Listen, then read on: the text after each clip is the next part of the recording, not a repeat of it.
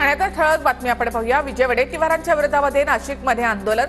नरेंद्राचार्य महाराजांबद्दल आक्षेपार्ह वक्तव्य केल्यामुळे भक्त आक्रमक। जिल्हाधिकारी कार्यालयाच्या बाहेर हजारो भक्त एकवटले। वडेट्टीवारांनी माफी मागण्याची आंदोलकांची मागणी। अलिबागमध्ये काँग्रेस नेते विजय वडेट्टीवार यांच्या विरोधात निषेध मोर्चा। नरेंद्राचार्य महाराजांबाबत अपमानास्पद वक्तव्य केल्याप्रकरणी अनुयायी आक्रमक। मंत्री मेघना बोर्डीकरांच्या जनता दरबारात रोड रोलर आणत परभणी संघर्ष समितीचं आंदोलन।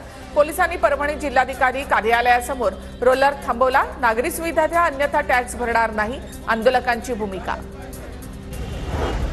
जालन्यातील एका चित्रपटगृहामध्ये मद्यधुंद अवस्थेमध्ये 6 ते 7 जणांचा धुडगूस। विनामूल्य चित्रपट पाहण्यास आलेल्या मद्यधुंद तरुणांना रोखल्यामुळे हा धुडगूस। मद्यधुंद तरुणांकडून दगडफेक, घटना सीसीटीव्हीमध्ये कैद।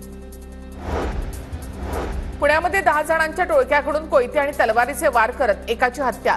रविवारी मध्यरात्री कोथरूडच्या शास्त्रीनगरमध्ये घडली घटना। गौरव थोरात असं हत्या झालेल्या तरुणाचं नाव। पुण्यातील चाकणमखमधील बहुळ ग्रामपंचायतीच्या हद्दीमध्ये एका घरावर सशस्त्र दरोडा। दरोड्यामध्ये 2 जण गंभीर जखमी। जखमींवर चाकणमधील खासगी रुग्णालयामध्ये उपचार सुरू। जुन्या कसारा घाटामधील अवजड वाहनांची वाहतूक मुंबई पुणे एक्सप्रेसवे मार्गावर वळवली। पावसाळ्याच्या पूर्वतयारीसाठी आणि रस्त्याच्या दुरुस्तीसाठी हा घाट बंद।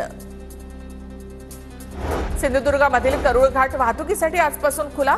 करूळ घाटाचं काम 95% पूर्ण। घाट बंद असल्यामुळे व्यापारी आणि व्यावसायिकांचं मात्र नुकसान।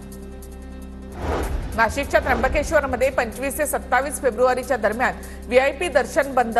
महाशिवरात्रीच्या निमित्तानं भाविकांची गर्दी वाढते आणि त्यामुळे व्हीआयपी दर्शन बंद।